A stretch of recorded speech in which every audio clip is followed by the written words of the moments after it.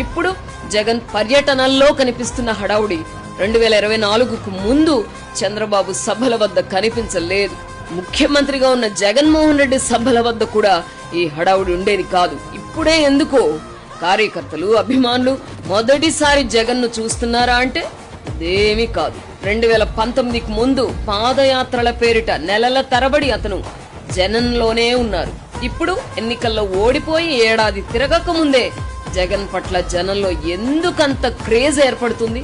తాము పిచ్చి పిచ్చిగా అభిమానించే నాయకుడు ఓడిపోయాడనే బాధ ఉంటే ఉండవచ్చు. 15 ఏళ్లుగా రాజకీయాల్లో, అది కూడా జనాల్లో కలియదిరిగిన ఏ నాయకుడికైనా సినిమా స్టార్ వలె క్రేజ్ ఉండడం అసహజంగా అనిపించడం లేదా?